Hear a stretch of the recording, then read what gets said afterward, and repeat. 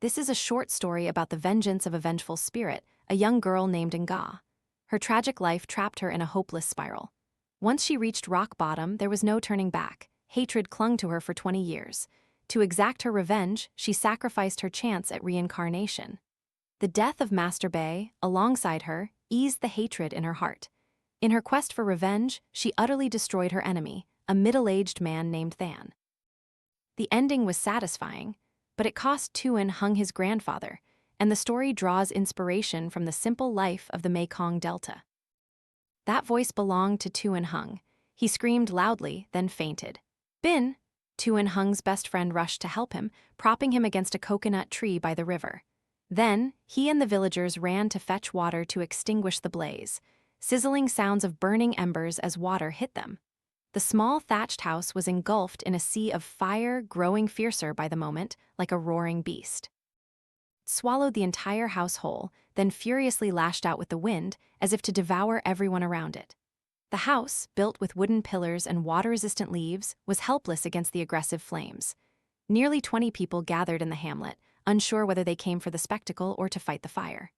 The crowd jostled and pushed, yet only 3 men, Bin, Mr. Koo, and Uncle Lack, were actually putting out the fire.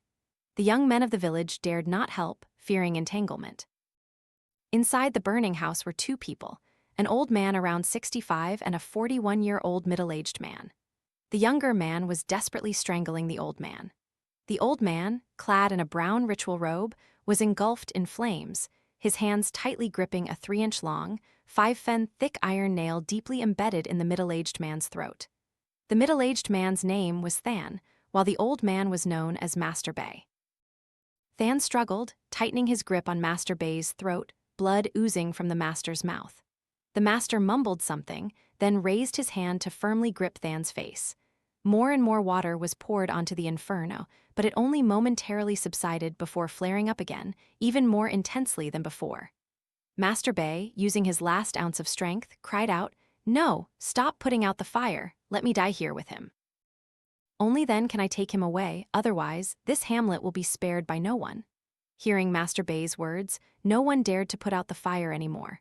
Crash! The burning crossbeam of the house collapsed, falling directly onto Master Bay and Thanh, killing them both in the blaze. The surrounding villagers were all dejected and mournful, some even shedding tears. They didn't cry for the death of the man named Thanh, but for the passing of Master Bay. Only Mrs. Hoa wailed uncontrollably, grieving her husband's death. Though Thanh was in his 40s, she was now a widow, pregnant with her 6th child, already 8 months along. From this day forward, she would be a mother raising orphans. All of this began 23 years ago in this very U Hamlet.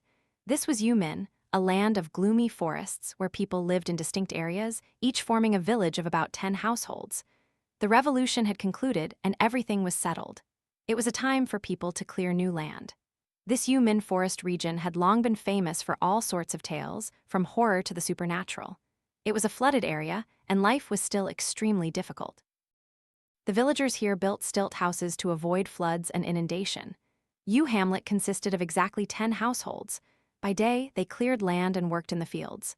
By night, as soon as darkness fell, everyone had to return home and lock their doors tightly. Mosquitoes were a constant menace here. Each was as large as a pinky finger, and their bites left painful, itchy welts. These forest mosquitoes seemed starved. Whenever they encountered a human, they would bite relentlessly. People usually closed their doors early, burning dried bulrush flowers as incense to ward off mosquitoes. At that time, they didn't use electric lights, only oil lamps for illumination. Thanh, now 18 years old, was in the prime of his youth, with the strongest physique in the village and exceptionally talented. By day, he worked in the rice paddies, and by night, he used a lamp to hunt alligators to sell at the market for money, sometimes even venturing deep into the forest to catch wild animals. This young man was incredibly energetic and enthusiastic. Orphaned at a young age, he had become self-reliant early on, yet he rarely interacted with others in the hamlet. He was a hypocritical individual with an inscrutable inner world, always wearing a cold expression. Despite being blessed with a strong physique, Thanh was also lustful and arrogant. He was infatuated with the captivating beauty of Nga, Mr. Tu's only daughter, who lived at the end of the village. For a long time, he had lusted after her, but his hypocrisy masked his desires from others. For over 3 months, every midnight, he would sneak to Mr. Two's house, making a hole in the wall of Ngah's room to peer inside. Mr. Two had long known of Than's covetousness towards his daughter. He had warned Than several times, and on previous occasions, Than had quietly left, but not this time.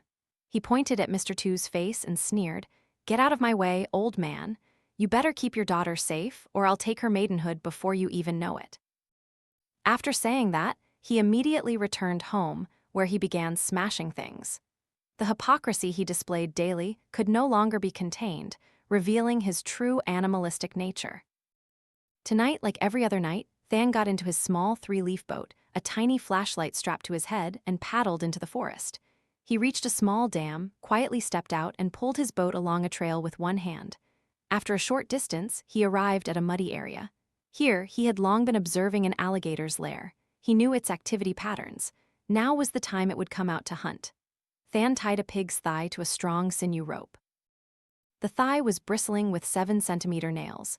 In his hand, Than held a very sharp axe, larger than a human hand. He chose a hybrid acacia branch and climbed up, waiting for the alligator to return. This time, the alligator hadn't eaten its fill and immediately snapped at the bloody pig's thigh. It fell right into the trap.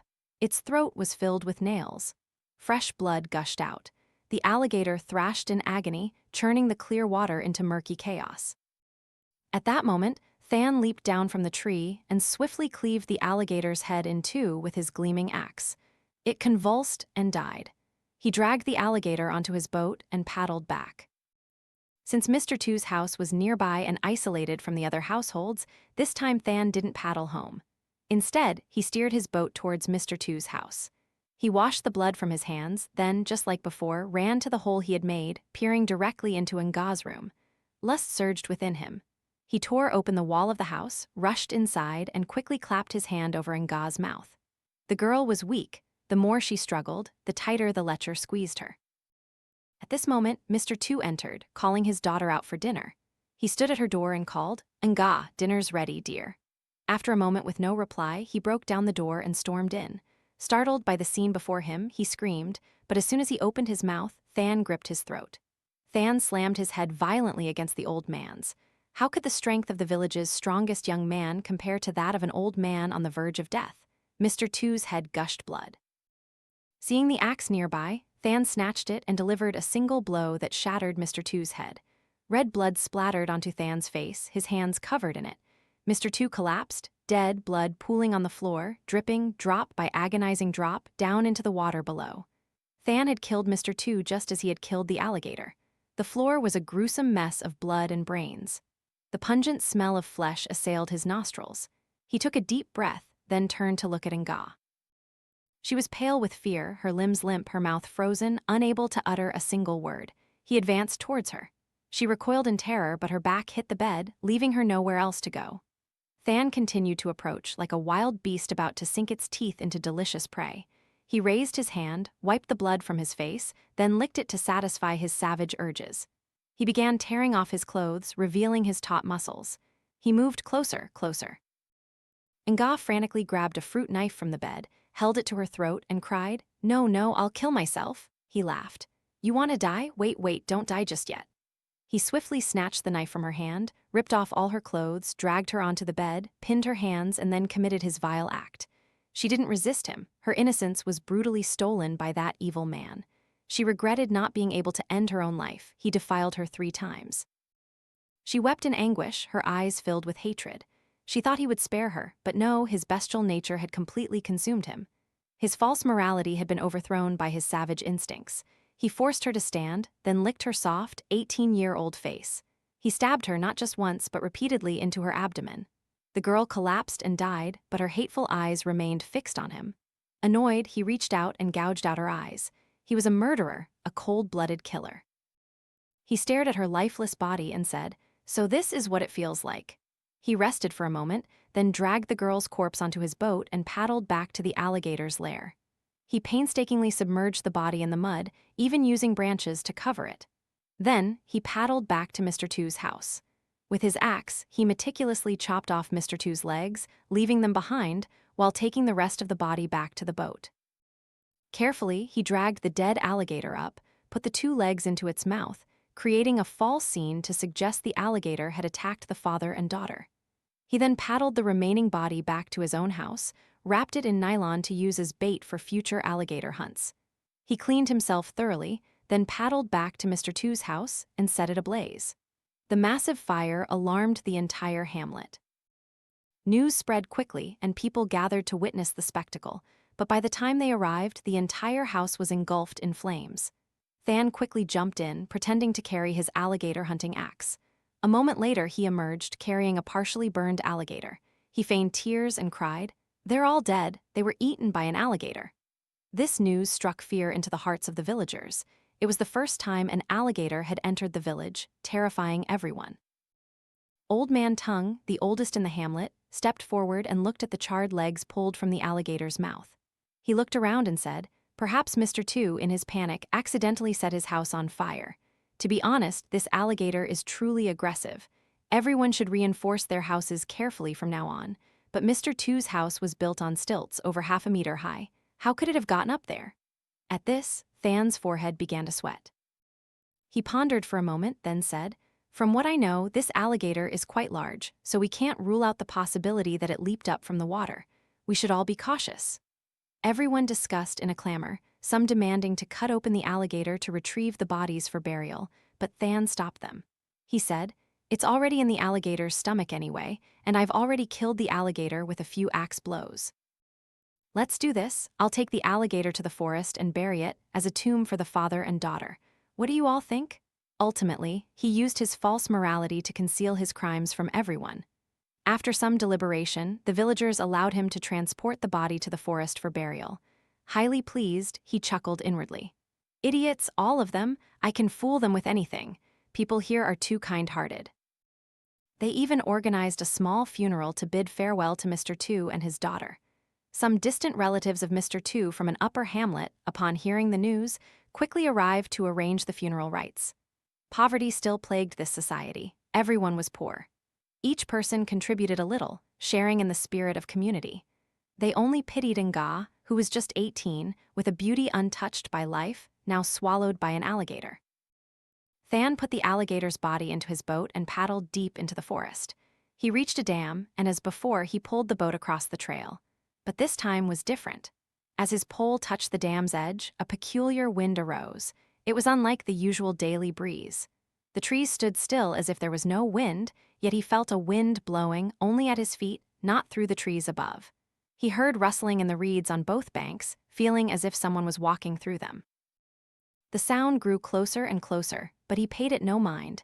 He thought it was just a civet cat and continued pulling his boat across. After reaching the other side of the bank, he approached the reeds. He parted the reeds, searched for a long time, but found nothing. The sound also vanished. He gave up and decided to return to his boat, but to his surprise, the alligator's body was gone. He shined his lamp around. He climbed onto the bank and searched in the reeds again. When he found nothing, he returned to the boat and saw the alligator's body still lying there motionless. He slapped his own face and muttered, "Damn it, I haven't slept all night, I'm seeing things." He paddled the boat a little further, and the water in the pond rippled as if something was underneath. He shined his lamp at the ripples but saw nothing. Then he tossed the alligator's body into the middle of the perpetually flooded forest. He thought no one would pass by here. The people of U Hamlet would certainly not dare. If anyone did, it would only be alligator hunters from the upper hamlet, and they wouldn't pay attention to the body of an ordinary alligator. And so, he paddled home. The next evening, as usual, he prepared his gear to hunt alligators in the forest. This time, the bait was Mr. Two's flesh. As always, he drove 7-centimeter nails into each piece of flesh to create the trap. He piled the meat into his boat, not forgetting his axe, his weapon. He jumped into the boat with his fully charged lamp. It was around 8:00 p.m. The villagers had already locked their doors. The only difference was that tonight he no longer saw Mr. Two's house, nor could he glimpse Nga. He felt a pang of sadness, but he felt no remorse for his actions. He was even proud of his bestial nature, proud of himself. The dam felt strange tonight. He searched for a long time but couldn't find the trail to pull his boat across. He paddled along the dam, going back and forth but still found nothing. He was used to such things. He had been venturing into the forest since he was a child, and these ghostly matters no longer scared him. He had been frightened so often that he had grown accustomed to it. He cursed, "You damn ghosts, move out of my way. I'll kill you with one swing of this axe, no reincarnation for you." He wore a tiger's fang around his neck, given to him by some master, and thanks to it, he wasn't afraid of any spirits or demons. A moment after his outburst, he found the trail to pull his boat.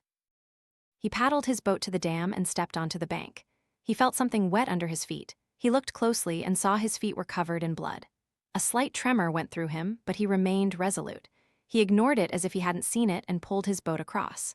In truth, he had often been scared before, but never as consistently as today. He even wanted to see what ghosts and demons looked like. Now, they were all hiding. As he paddled the boat, the water rippled again. The ripples grew larger and stronger. He shone his lamp into the water and saw nothing but red. He shone it further, still red. He saw something dark floating up. Thanh reached out to grab it, and when his lamp illuminated it, it was a clump of a woman's hair. He quickly threw it back and said, "Oh, a ghost again? Offering yourself to me, are you?" Seeing his lack of fear, the entity didn't bother to scare him further, though he didn't know if it was a ghost, a demon, or a wandering soul. He paddled his boat a little longer until he found the alligator's swamp. He repeated his actions from the previous day and caught an alligator. This alligator was quite large, about 6 kilograms. After killing it, he placed it in his small wooden boat and returned. This alligator was a bit heavy, causing his boat to sink slightly. When he reached the deep water, the water rippled again. This time, it wasn't a ghost or a demon, but another alligator. Perhaps it was the male alligator, or perhaps the mate of the one already in the boat. Thanh noticed a pair of alligator eyes silently swimming after him. If it were other alligator hunters, they would paddle back to shallow water, wait for the alligator to pass, and then return. But Thanh was different. He kept paddling straight ahead as if nothing was wrong, unafraid of the alligator beneath the water. The alligator swam closer to his boat, then submerged. The boat rocked and swayed. Thanh struggled to maintain his balance. The alligator's head surfaced again, seizing the opportunity. With an axe blow, he struck the alligator's eye. Blood gushed out and the alligator disappeared beneath the surface. But the alligator was determined to seek revenge. It didn't give up but continued to thrash, causing the boat to capsize. Thanh, enraged, plunged into the water. The alligator seized its chance, its long snout snapping fiercely, but it still couldn't take its revenge. Its teeth pierced Than's arm, causing him excruciating pain. After a few more axe blows to its head, the alligator thrashed violently and died, leaving its body in a pool of red blood. Thanh took off the lamp from his head, placed it on a nearby tree, then took a deep breath and dived down, pulling the boat up. He tore off his shirt to tightly bind his wound, then took both alligator carcasses home. Returning to his thatched house, Thanh threw the 2 alligator bodies into the back of the house. He himself went to draw water, bathed thoroughly, and quickly scurried into his mosquito net. He dozed off for a moment, then fell into a deep sleep. A little later, the door creaked softly. The wind gusting through blew out the oil lamp. Outside the door, a crashing sound woke Thanh. He got up, shone his lamp at the door, but the strange sound stopped. He listened in silence for a while, but hearing no further disturbance, he returned to his mosquito net. As he closed his eyes, drops of water began to fall from the ceiling. He wiped them away with his hand and mumbled, "Rain, when did my house start leaking?" The drops continued to fall, increasing in number. He shone his lamp at the ceiling, revealing that it was blood. Why blood? More and more blood dripped, along with a copious amount of women's hair falling from the ceiling. His house was soon submerged in blood, drowning him within it. Puff! He sprang up, eyes wide, wiping sweat from his forehead. It was just a dream. Yet a drop of water fell onto his head. He shone his lamp up again, it was water. Outside, a violent thunderstorm raged with heavy rain pouring down. He looked closer, his ceiling was indeed damaged. Across the way, outside his house, stood the ghostly figure of a woman, covered in blood. Crash! A thunderclap echoed through the sky, and the rain intensified. A flash of lightning illuminated the face of the woman in red standing before Than's house. It was Nga. She had returned for revenge. And she was not alone. Beside her stood a middle-aged man, also covered in blood. His face, in particular, was grotesquely disfigured, a chaotic mess of flesh, brain, and blood. It was Mr. Tu. In this state, no one would recognize him. Both stood before the door, gazing inward for a long time. Then, another flash of lightning, and both vanished. The next morning, a fresh new day dawned, with sunbeams piercing through the leaves, shining directly onto the path.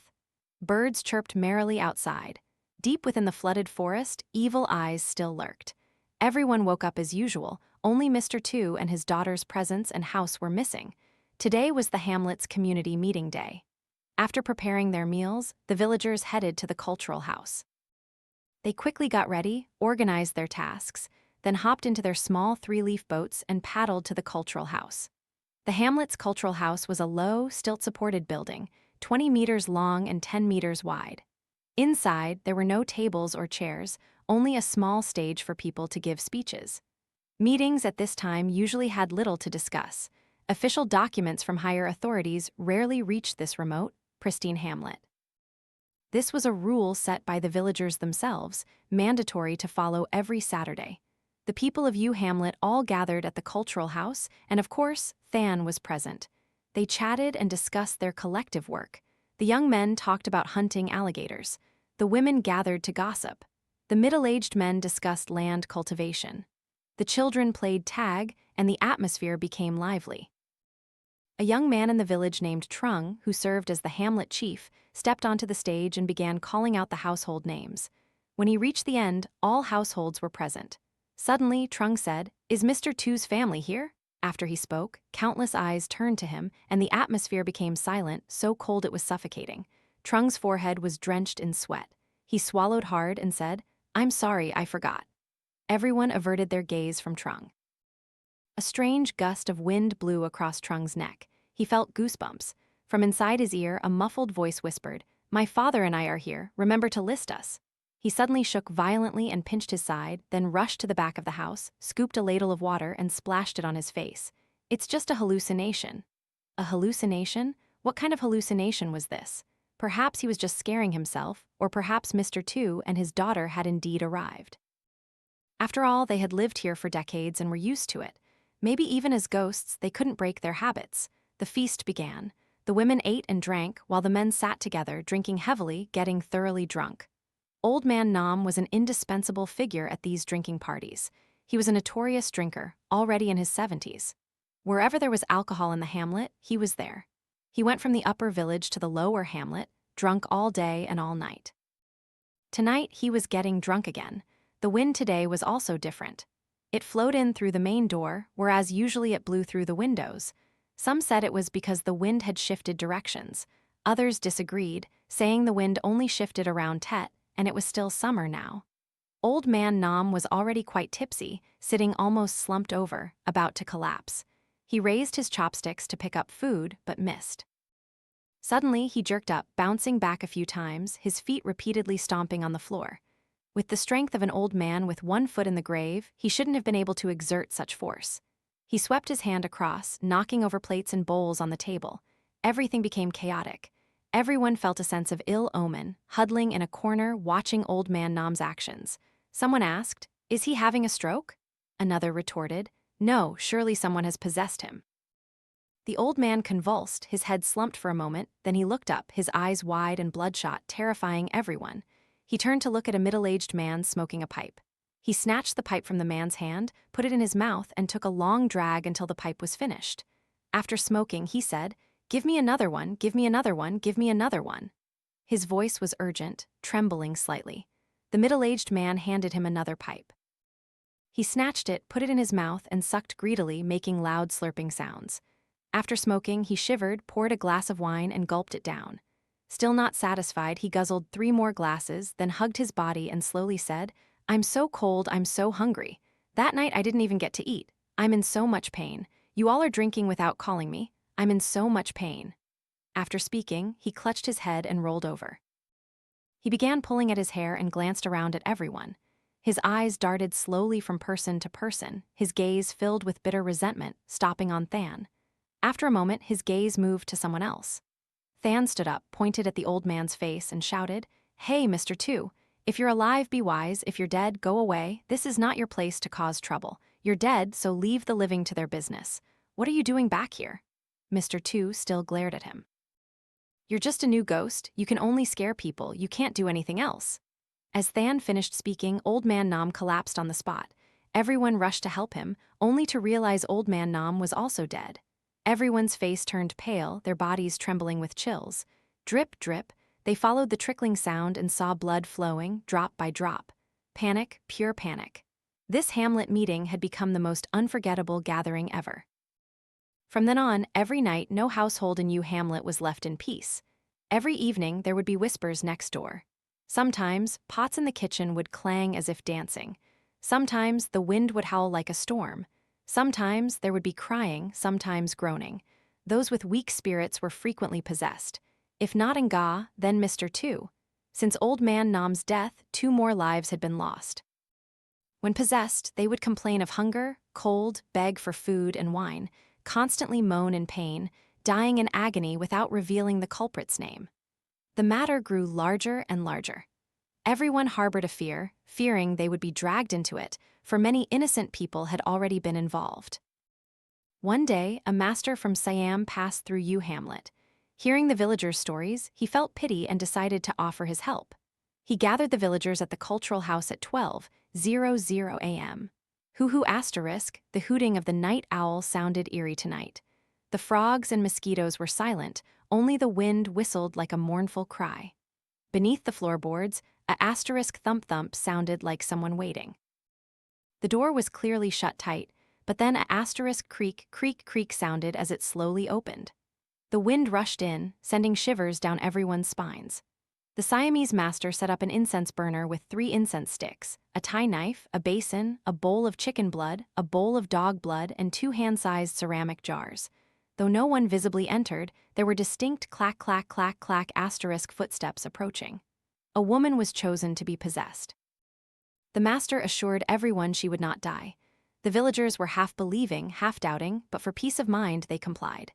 Just like Old Man Nam earlier, the woman was tormented, suffering greatly. She smoked, drank, ate, and drank her fill, then slumped her head down. Mr. Tu tried to leave the body, but as the woman slumped, the Master grabbed her hand. He stroked the woman's arm from hand to shoulder, muttering something. Then he took a mouthful of chicken blood and spat it directly onto the woman. The woman groaned in pain. "Gigi, get away from me, let me go." When the Master asked why, Mr. Tu simply pleaded to be released without another word. The Master said, "If I release your spirit, you will harm people again. You did not harm anyone while alive, but you do so after death. Why?" "GGGH. Why should I answer you? What can you do to me?" The voice roared like a beast. Out of options, the Master took out a talisman with Thai script, pressed it onto the woman's forehead, then used 3 incense sticks to draw charms on it. The woman thrashed and collapsed. The Master placed the talisman into a ceramic jar and sealed it. As soon as Mr. Tu's spirit was captured, Nga's spirit immediately possessed the body. Before the Master could react, she slapped him. "Release my father, release my father!" A wail echoed through the hamlet, and blood flowed from the eyes of the possessed woman. She used her fingernails to scratch a layer of skin from the Master's face. The water in the basin trembled continuously. The Master, angered, spat a mouthful of chicken blood onto the woman's face.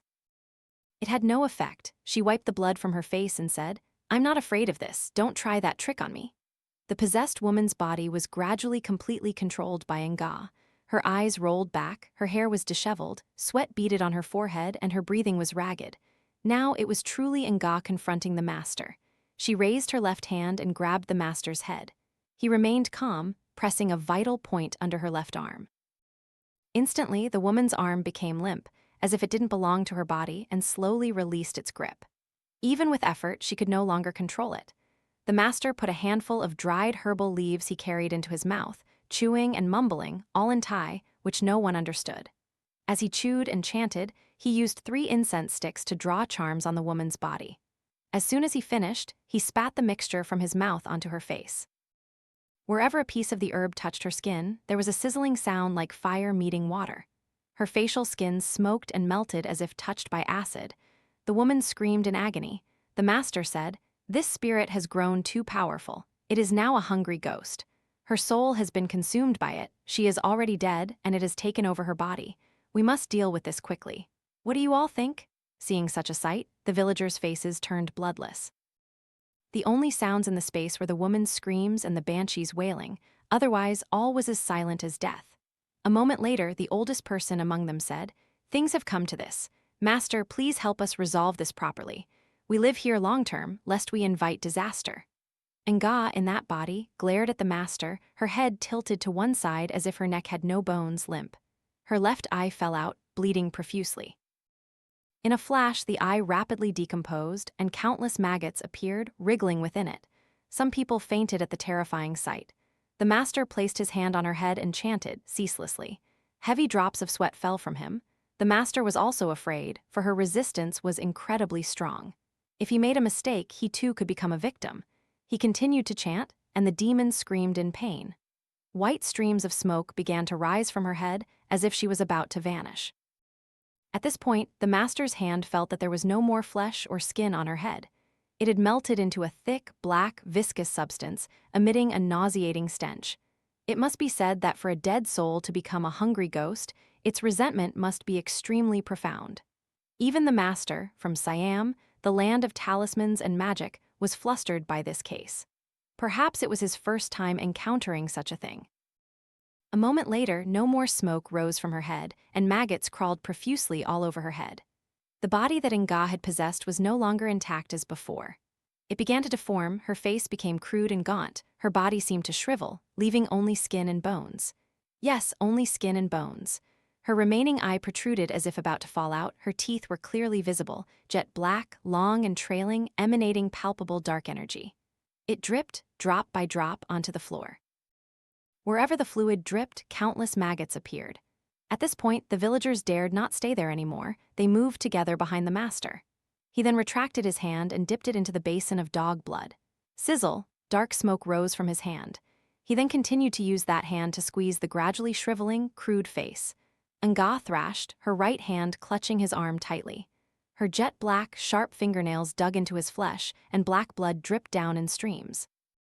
At this point, despite the immense, unceasing pain, the master could not release his arm. His mouth still mumbled the incantation. Faster and faster, sweat poured from him as if he had bathed, soaking his robes. Despite the agony, he had to swallow it down. Peace had returned to U Hamlet. His conscience would not allow him to see injustice and remain silent, so he stepped in to help. Little did he know, things had gone awry, contrary to his plans. The screams grew more agonizing, more ghastly. Nga's soul left the body. The master could not let it escape. He took out a prepared knife, made a cut on his remaining arm, and drew a spiritual talisman directly onto the floor. The final stroke was completed. A faint, shimmering light appeared, then exploded, creating a spreading shockwave that enveloped the entire cultural house. Ordinary people saw nothing unusual. This current of magic was only visible to the master and the hungry ghost Nga. Nga was a step too slow. Before she could escape, the magic had already surrounded the entire cultural house. All exits were blocked by a red, glowing barrier. She tried to rush out, but as her body touched the light at the door, she was thrown back into the corpse. At this moment, the body was gradually decaying, starting from the feet upwards. Time passed quickly. The body, which was no longer normal, slowly dissolved into drops of thick, black fluid, emitting a foul odor. At this point, she tried to counterattack but failed. The master used a red string to tightly bind the neck of the corpse and then guided it into the remaining jar. At this moment, Nga glared in Than's direction, but her target was unfocused, simply looking at the group of people behind the master. She weakly uttered, You, I curse you to be childless, without descendants, disgraced, and ruined. You all stay here. Wait for me. I swear I will return. A greenish-gray fluid flowed, drop by drop, along the string into the jar. When it stopped flowing, the master sealed it and placed a talisman on top. At this point, the corpse stopped decomposing, but its foul stench clung stubbornly to the entire cultural house. Just when they thought it was over, it wasn't. There were still consequences. After the hungry ghost was sealed in the ceramic jar, the master's arm, which had been bitten earlier, was infected with demonic poison. It turned black and blue, slowly spreading from his fingertips up his arm. When it reached his shoulder, the master knew he couldn't stop it. He looked at it one last time, then swung the knife, and whoosh, his arm detached from his body. Fresh blood gushed from his body like water. The master took out a handful of leaves from his pocket and used them to stop the bleeding. At this moment, the severed arm began to move. One finger twitched, then two fingers, then the entire arm moved. It attacked the master. The master was exhausted. Having just lost an arm, his body was in a state of deep sorrow and uncontrollable. The severed arm, in one swift move, gouged out one of his eyes. Blood gushed, covering his face. Exhausted, he collapsed. At this moment, the remaining people became aware of the situation. The jar containing Nga's spirit was shaking continuously. At this moment, the entire group rushed forward to restrain the severed arm. Though many people, they could not hold the arm. They wrestled with the arm for a while, then the master regained his composure. He sat up and told the crowd to release the arm. It advanced towards him. He quickly thrust the knife he had been holding down, pinning the arm to the floor. He poured half a basin of dog blood onto the arm. It thrashed in pain. A spiritual talisman was taken from the master's pouch. He took ash from the incense burner and covered the entire arm, then placed the talisman on it and used a fire torch to burn it. He looked with anguish at a part of his body that had served him in his profession for decades, now being consumed by his own hands. He said, "This is my last act of exorcism. Tomorrow, I will return to Siam. Remember to raise black dogs. They can ward off evil spirits. Their blood can also repel demons. I have done all I can.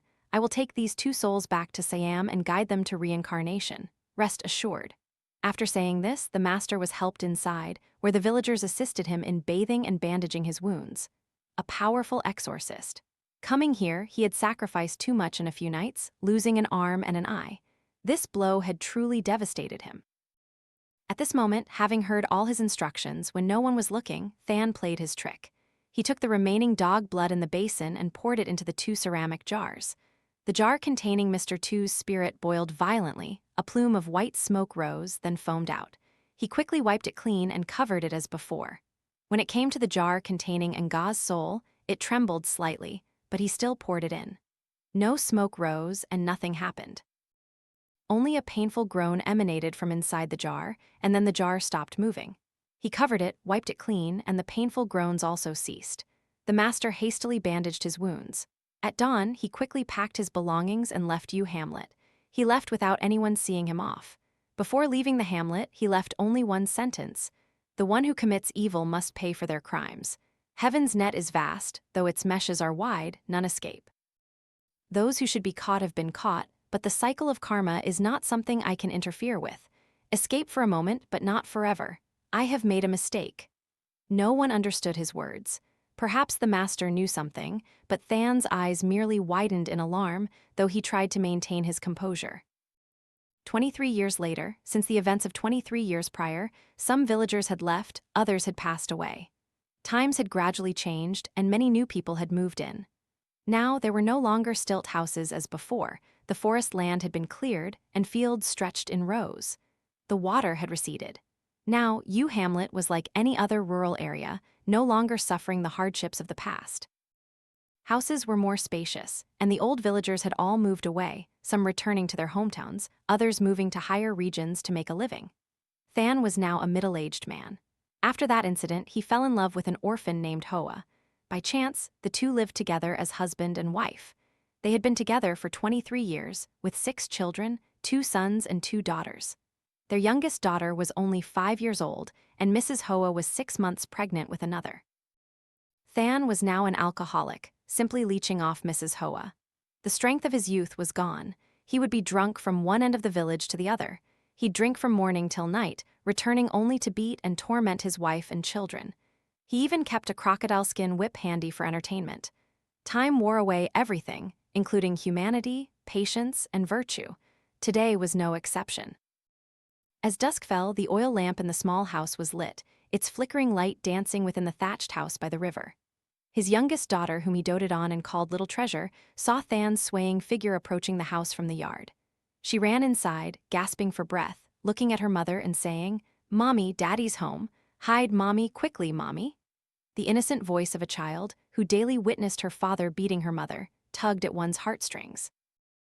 Mrs. Hoa scooped up her child and ran to her legendary hiding spot by the rice jar in the kitchen, though it was likely a futile attempt. She was used to it, in truth. Crash, that was the sound of Thanh opening the door. Without a word, he strode to the head of the bed and pulled out his crocodile whip. He went to the back, grabbed Mrs. Hoa's hair with one hand, dragged her to the front of the house, and WHAP. He lashed his wife twice across the back. The little girl stood by, crying and begging, but could do nothing. Another whiplash landed on Mrs. Hoa's back. Thanh cursed, You and your mother are useless freeloaders. If it weren't for you, my life wouldn't be this miserable. Just die." Mrs. Hoa silently endured, the whip marks deeply imprinted on her back, oozing blood. She dared not cry. The more she cried, the more pleased he was, and the harder he would strike. The whip was raised again but was snatched by Kai Hao. Than's second son was already 22 years old. He pushed Than away, hugged his mother, then pointed at his father and said, "You're the one leeching off my mother and me. You're the one who should die, not us." A whiplash landed, leaving a fresh red mark on Kai Hao's face. Than said, "Get out, you bastard. Have you grown tiger's guts? Today you dare to curse me." Hao stepped forward, pushed Than to the ground, and said, "If you're so brave, kill me. Otherwise, don't let me see you hit my mother again, or I'll kill you." After saying that, Hao, his mother, and his little sister sat down at the table to eat. They had barely eaten 2 mouthfuls when Than kicked over the entire dinner table. Hao stood up intending to argue, but Than stabbed him once and he collapsed, unable to speak. Than said, "I am your father. I gave birth to you so I can kill you." As he spoke, he stabbed his son several more times, killing him instantly. After killing his son, he brandished the knife towards Mrs. Hoa and her daughter and said, "You and your mother better be careful. Anyone who knows about this dies with me." Mrs. Hoa completely collapsed, only able to kneel and wail in profound sorrow. Not stopping there, Than then used an axe. Precisely, it was the same axe that had been the murder weapon used to kill Mr. Tu and his daughter years ago. The axe blows slowly dismembered his unfortunate son. Once again, he secretly took the neatly divided body parts to the alligator's lair. He returned, cleaned up thoroughly, then sat back down to eat as if nothing had happened. At this point, Mrs. Hoa picked up her daughter and ran into the bedroom, where they embraced and cried. Than knew Mrs. Hoa wouldn't dare tell anyone about this, but what about little Treasure? She was just a child and couldn't control her actions or words. At this moment, the beast had taken over his body. His drunkenness was nothing. Now, his biggest threat was little Treasure. No matter how much he loved her before, when his life was threatened, his bestial nature would erupt. People say even a fierce tiger doesn't eat its cubs, but when was Than ever a tiger to not eat his child? He put down his bowl and chopsticks and ran to the kitchen to light a fire. The flames grew. He put a pair of kitchen tongs into the fire, waited until they were red hot, then went into the bedroom and called his daughter out, pretending to offer her candy. Mrs. Hoa clutched the little girl tightly, refusing to let go, but how could a pregnant woman's strength resist that savage beast? The girl was taken by him, and Mrs. Hoa was tied tightly to the bed. In front of the kitchen fire, he told the little girl to open her mouth so he could check for cavities before giving her candy. The innocent child obeyed her father. Sizzling, he put the red-hot tongs into the child's mouth. The little girl screamed in unending agony, her entire mouth and tongue burned. She cried out in immense pain, her mouth bleeding ceaselessly. That was the best way he knew to silence a child. Truly, a devil in human form. At this time, the master from years ago had also passed away due to old age. His greatest regret in life was a grave mistake he could not rectify. Though he knew there was an untold truth behind that old case, not a day went by since he captured Nga that he didn't blame himself. If he had listened to Nga back then, he wouldn't have been burdened with it in his heart, yet he couldn't release her. Her resentment was too profound, clouding her reason. Regardless of right or wrong, the master could have lost his life. In misfortune, there was also a blessing. If the truth of the past had been exposed, the master himself might have been killed by Than to silence him. Finally, heaven released him, allowing him to depart peacefully, as if the karma between these people no longer concerned him. That night he was buried, and whatever was beside him was buried with him. As his coffin was lowered, a torrential rain fell, thunder and lightning filled the sky. The rain also washed away the protective charms on the 2 ceramic jars from long ago. Someone accidentally kicked one over. The jar containing Mr. Tu's spirit poured out a black liquid, while the jar holding Nga's soul contained nothing. It was the black dog's blood that had caused Mr. Tu's soul to dissipate. As for Nga, her resentment was too deep, and because of an issue with the place where Than had buried her, her malevolent energy was very strong, which allowed her to retain a part of her soul. Even heaven had opened a path for her. It was time for karma to be enacted. A cold gust of wind swept through, giving goosebumps to those at the burial. The howl of a wild dog startled them. Blooded was their blood gushing out. One by one, people collapsed and died for no clear reason. Her soul appeared and disappeared, finally free after 23 years of being sealed away. She still had the same beautiful face, but blood slowly flowed from her head downwards. Her entire body was covered in blood. U Hamlet also gained a new neighbor. He was Mr. Baydeen, often called Master Bay, a man from the city. Now elderly, he had brought his grandson, Hung, here to buy a plot of land and enjoy his retirement. It was also an opportunity for Hung to explore the countryside. When they moved in, all the villagers came to greet them. That's how people were here, very friendly, but only Than's house remained unvisited. No one bothered to interact with that household. Everyone in the hamlet knew he was a drunkard who enjoyed beating his wife and children. Hearing the news of his brother Kai Hao's death, Jia Bao, Than's eldest son, who worked as a simple laborer in Saigon, quickly took a bus home to attend his brother's funeral. Than claimed that Kai Hao had been careless while hunting alligators and had become prey himself. It was a ridiculous but oddly convincing excuse. But as the saying goes, the father eats salty, the son drinks water. Everyone knew this principle. Revenge must eventually be exacted. That day, the bus lost its brakes and plunged into a ravine. Fortunately, rescuers arrived in time. The driver was severely injured and rushed to the hospital. Other passengers sustained minor injuries, but Jia Bao, for some inexplicable reason, was pierced through the heart by an iron bar from below the ravine and died. Mrs. Hoa suffered another devastating blow. She had lost 2 sons in 2 days. A week after the funeral, trouble struck that house again. Mrs. Hoa was inside, busy cooking, while Than was still out, carousing from one end of the hamlet to the other. Little Treasure, sitting by the riverbank, saw a clump of hair floating. She ran to retrieve it with a stick. More and more hair floated up, and the innocent girl pulled out an entire human head and Ga's head. She had returned. The little girl panicked, but then the head vanished. From a distance, a beautiful woman appeared, sitting in the middle of the river, looking at Little Treasure and waving. "Hello, child, why are you here? No one to play with you. Come here and play with me. Hurry, come play with me." As Nga spoke, she held up a piece of candy to entice the innocent child, who, unaware of the danger, stepped forward. Splash! The child couldn't cry out. She drifted further and further away, and then bubbles rose to the surface. Another innocent child had paid the price for her father's sins. 2 of Than's family members were gone forever. The strong evening wind blew through U Hamlet, creating a melancholic and desolate atmosphere. An owl flew straight into Mrs. Hoa's house, landing in the kitchen rafters. It cried out desperately, then bled profusely and died. At this moment, she still didn't know her youngest daughter was gone. She stared intently at the dead bird by the kitchen rafters. She felt pity for it. A mother's intuition always connected her to her child. A sudden heart attack caused her agonizing, suffocating pain. Her eyelids twitched continuously, and she had a premonition of ill omen. She suddenly realized her daughter was nowhere to be found and ran straight out into the yard. She desperately called for Little Treasure, but received no answer. When she frantically searched by the riverbank, she saw her daughter's hair clip lying right at the water's edge. This was also the moment the little girl took her last breath. Panicked, she jumped into the river to search. By the time she pulled out her daughter's lifeless body, it was stiff.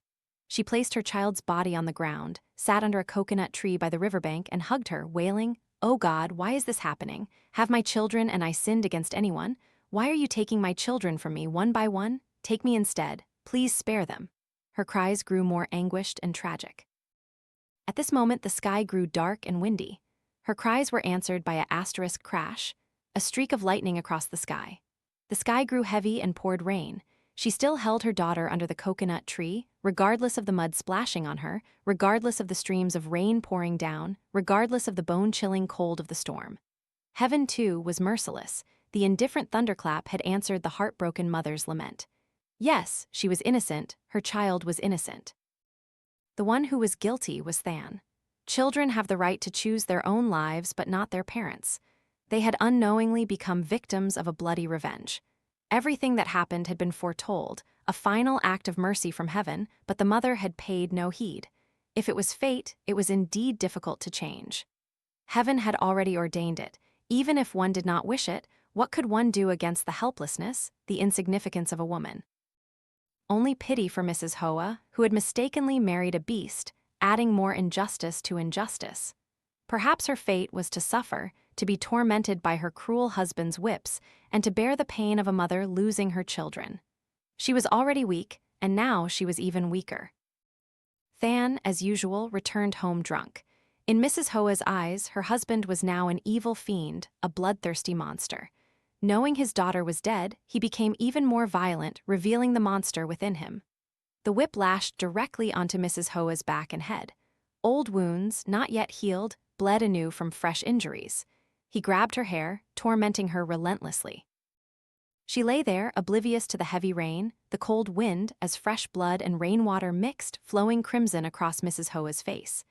Mrs. Hoa had no life left. Her body still lay there, enduring the torture, but her spirit had departed with the child.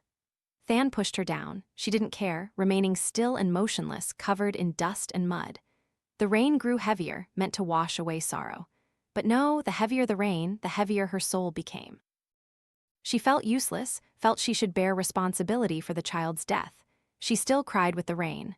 The melancholic gloom of the rain suffocated her spirit. The woman, still carrying a tiny life within her, desperately wanted to die but could not. She still felt guilty, still owed her children so much.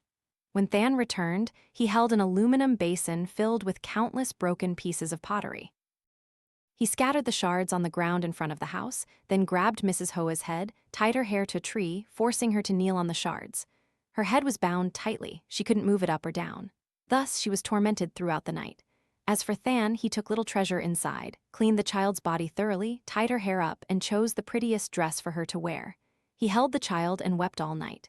The next day, Mrs. Hoa was finally released. Wounds covered her body. Now her body and soul were no longer one. Her body was merely a vessel containing her soul. That soul could leave its shell at any time.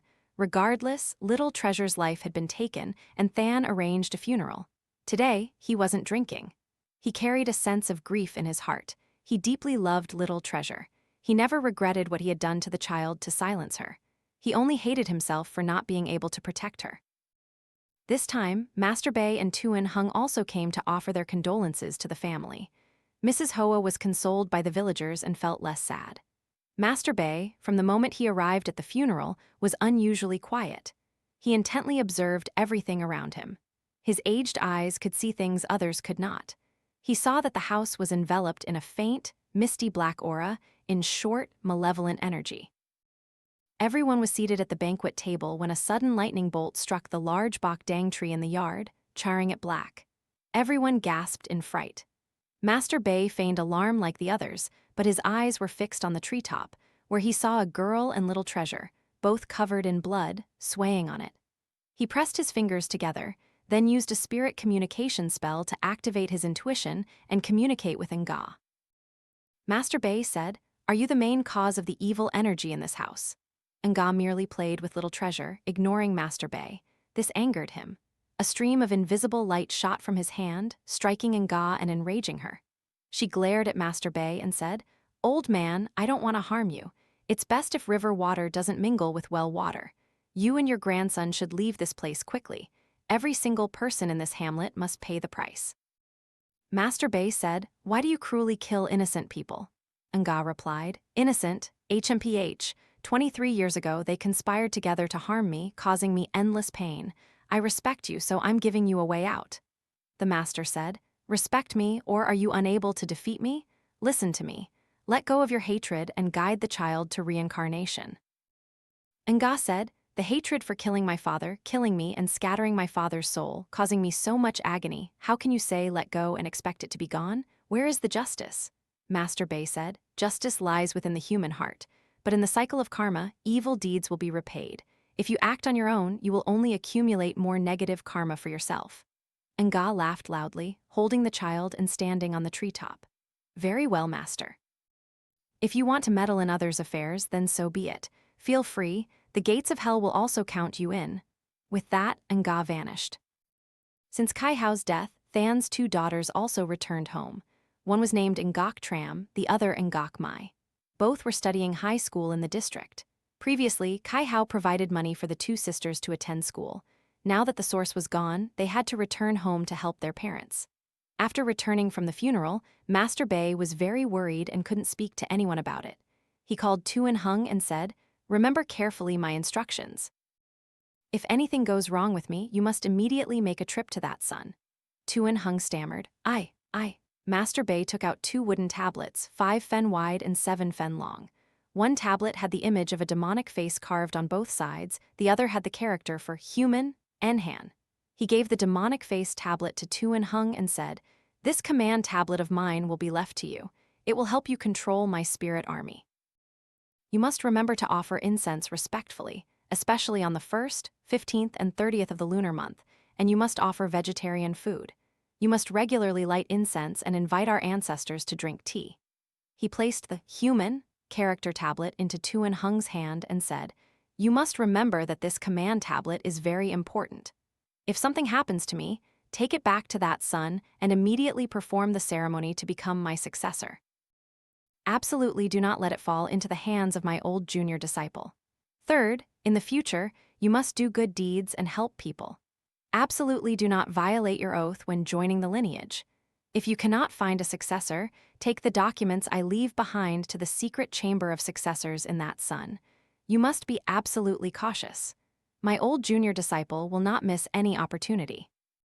After saying this, Master Bay brought out numerous documents and books and told Tuin Hung to study them. He himself went inside, picked up a small bag, and left without another word and without allowing Tuin Hung to follow. In his hand was a compass. Master Bay followed the direction of the arrow on the compass, going from one direction to another. The sky grew darker and darker. The deeper the forest, the more ominous it became. Occasionally, gentle gusts of wind sent shivers down his spine. Having lived away from this place for a long time, Ngok Tram felt uncomfortable. Living in a small, cramped house made her feel suffocated. She got out of bed to get some fresh air, and this unintentional act brought disaster upon her. She stepped into the yard to breathe the cool, pure country air. But as she reached the large bok dang tree, she heard the painful laughter of a girl, and drops of blood fell onto her head. She raised her hand to touch it, then smelled it, recognizing the scent of blood. When she looked up, she saw a blood-stained, ghostly face of a girl staring intently at her. Before she could scream, a vine wrapped around her neck, hanging her high up on the bok dang tree. She struggled, but the more she struggled, the tighter the vine constricted. She choked, unable to breathe, and then she took her last breath. Inside the house, something else happened. Ngok Mai suddenly woke up, feeling a heavy weight on her chest. She looked closely and saw a woman sitting on her body. She wanted to struggle and resist, but her limbs had no strength left. She couldn't even open her mouth to scream. The shadow extended its hands and squeezed her neck. She felt suffocated, her face turning purple. She had no strength left and also passed away. As soon as she died, the shadow pushed her soul out of her body, immediately possessed her corpse, and continued to sleep. Before Master Bay was a swampy area, an alligator swamp.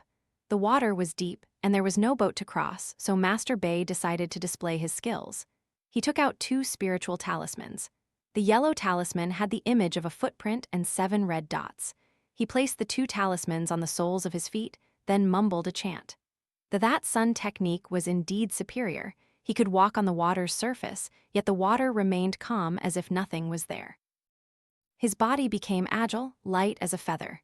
Each step allowed him to leap without disturbing his surroundings. He moved deftly to the base of the tree near the old alligator swamp, where Thanh had buried Nga's body. At this point, the geomantic compass began to spin wildly, unable to determine direction. He walked along a large, vertical tree trunk, from base to top, then turned around and descended. His feet had not yet touched the water when, from below, a skeletal, jet-black, greasy hand reached up, gripped his foot, and dragged him down. Attacked by surprise, Master Bay was pulled down until half his body was submerged in mud. He reached his left hand into the muddy water. His hand felt numb. When he pulled it out, a black, slimy skull was biting his hand. He quickly took a spiritual talisman from his bag and placed it on the skull. Instantly, it released his hand. This was when he truly revealed his mastery. He exerted his power, and his body immediately rose from the mud.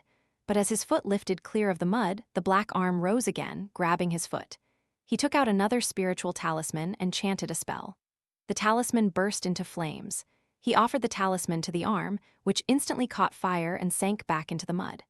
The master used sticky rice to delineate an area, sealing off the muddy pond.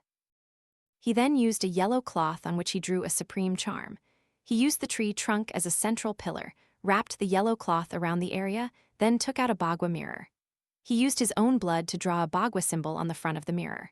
He pulled the paper from behind the mirror, allowing the moonlight to shine onto the back, the blood-stained side. A golden light illuminated the entire enclosed area. The water inside boiled and bubbled like boiling water. The skeletal remains of the woman Nga floated to the surface. It had decomposed over 23 long years. A jet-black, greasy skeleton rose, followed by countless wisps of black energy or malevolent aura. Master Bay looked at the skeleton and said, "Indeed, no wonder you returned so powerfully, fearing neither heaven nor earth. It turns out you were buried in a propitious place, a moonfish wetland under water burial. When you died, your resentment was extremely heavy. Your soul and body separated. Thanks to the moonfish, your resentment accumulated, gradually turning you into a hungry ghost, and your body became a roaming specter, creating this ghost karma field.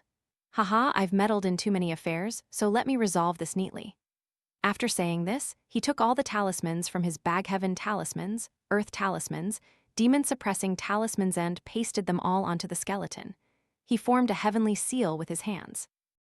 The talismans burst into flames, incinerating the entire skeleton. It too possessed sentience. It struggled with all its might in the sea of fire, then gradually vanished. By the time Master Bay returned home, it was already morning. Things calmed down for a few days, then recurred. Ngakmai would feel hot and cold, shivering, sometimes groaning, sometimes craving things not meant for humans. She ate things like chicken carcasses, dead mice, and raw animal remains. Her favorite food was maggots. Thanh knew his daughter had become something unwholesome. He immediately used white cloth soaked in black dog's blood to tie Ngakmai in her room, and then daily poured black dog's blood over her head. Her body, unwashed for days, which was already dead, began to rot. Her hair, matted with congealed dog's blood, formed a solid mass. Maggots squirmed all over her body. She lay still, only saying, "I will have my revenge, I will have my revenge." 2 more days passed, and the body decayed even more violently. The entire room reeked. At this moment, Mrs. Hoa entered the room to bring her food, but the corpse was motionless, no longer groaning. It only blinked, refusing to eat or speak. As she stepped out, she vomited profusely, unable to endure the repulsive smell.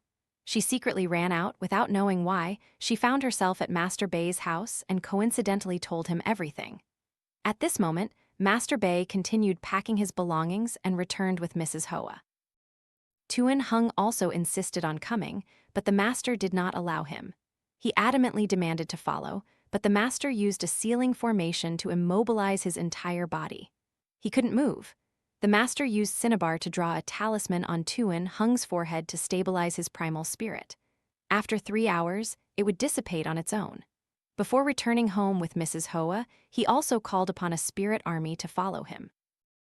Entering the house, he commanded the spirit army to surround and seal off the entire small house, telling Mrs. Hoa to stay outside and not enter. She was very surprised and asked, "Master, why can't I go inside?" The master replied, "Auntie, you are pregnant and your spirit is very weak, so you must stay outside. I will handle everything." At this moment, Thanh was still lost in his drunken stupor at the end of the street, unaware that death was fast approaching him. When Master Bay entered the house, stepping into Ngakmai's room, he was a step too late.